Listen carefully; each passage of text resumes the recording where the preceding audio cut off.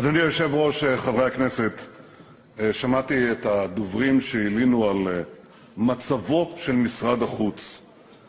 הם אומרים שהוא מפוצל, שהוא מרוסק, שהוא מחולק לכמה משרדים. מי אומר את זה? חברים בישראל ביתנו, ביש עתיד ובמחנה הציוני.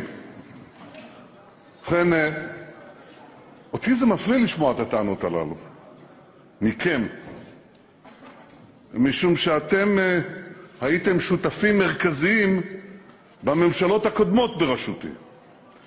הרי אז לא פציתם פה על המצב שאתם מקוננים עליו עכשיו, כי המצב שהיה אז במשרד החוץ זהה לחלוטין למצב היום. נושא ה-BDS, חבר הכנסת נחמן שי, טופל במשרד לעניינים אסטרטגיים ונשאר במשרד לעניינים אסטרטגיים. המשרד לשיתוף פעולה אזורי היה משרד נפרד ונשאר משרד נפרד.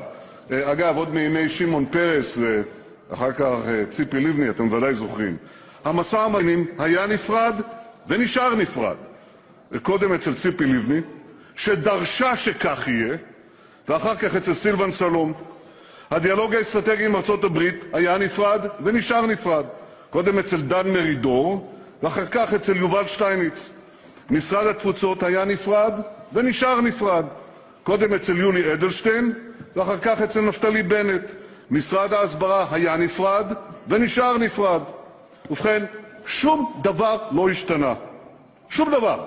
בזמן שאתם הייתם בממשלות הללו, לא שמעתי מכם אפילו הברה, לא מילה, הברה, על הפירוד והפיצול הזה. להפך, תמכתם בזה, אפילו ביקשתם חלקים מזה. שום דבר לא השתנה, זולת דבר אחד, העובדה שאתם היום באופוזיציה. ומאז שאתם באופוזיציה, אתם מקוננים על ריסוקו כביכול של משרד החוץ, שלא היה ולא נברא. אבל אתם אומרים, יש לכם עוד טענה, שמעתי גם אותה, לפחות אז היה שר חוץ במשרה מלאה. טוב, אפשר להתווכח על זה, אבל על דבר אחד אי אפשר להתווכח. במשך קרוב לשנה אני הייתי שר החוץ, ועשיתי זאת לבקשתו המפורשת של אביגדור ליברמן, שלא רצה שימנה מישהו אחר. וזה נעשה, הסידור הזה, בתמיכה שנה בערך. וזה נעשה בתמיכה מלאה של יאיר לפיד וציפי לבני, כשותפים בכירים בממשלה, שמסבירים לנו היום שאסור שמצב כזה יהיה. אז אני מוכן לקבל הצעות לשיפורים, אני מוכן לקבל המלצות לתיקונים, אני גם מוכן לקבל ביקורת בונה. אבל דבר אחד, ידידיי, אינני מוכן לקבל, וזה הצביעות שלכם שזועקת לשמיים. יש גם מדינות רבות אחרות, אין כל כך הרבה מדינות בעולם, יש כ-200 מדינות. ובכן, אנחנו מקיימים 161 יחסים עם 161 מדינות, אבל אין זה אומר שאיננו מקיימים יחסים אחרים עם עשרות רבות של מדינות נוספות. אני יכול לספור ב10 אצבעותיי את מספר המדינות שאינן מקיימות יחסים עם ישראל, ושאנחנו איננו מקיימים יחסים איתם. לא עם צפון קוריאה, לא עם איראן, גם לא עם מדינת דאעש ולא עם מדינת החות'ים. זה נכון. אבל אנחנו מקיימים יחסים מלאים ויחסים אחרים עם רובן של מדינות העולם. מי שמבודד זה לא ישראל בקשריה עם הקהילה הבינלאומית, אלא המדינות שאין להן קשרים עם ישראל, והמספר הזה הולך ומצטמצם כל הזמן.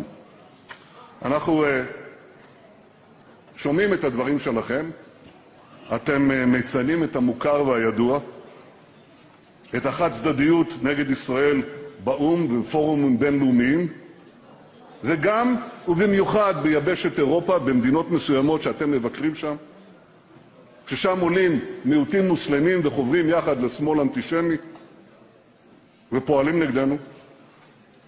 חלק מזה הוא סיפור חדש, אבל חלק מזה הוא סיפור ישן.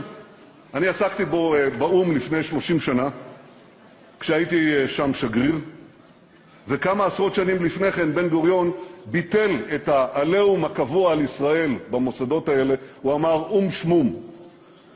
טוב, אז בזה אין שום חדש. אבל מה שחדש, ואתם מתעלמים מזה לחלוטין, מבטלים את זה כלאחר יד, מה שחדש זו הצמיחה המדהימה של מספר המדינות שבאות אלינו בקצב מדהים במטרה להדק את הקשרים איתנו.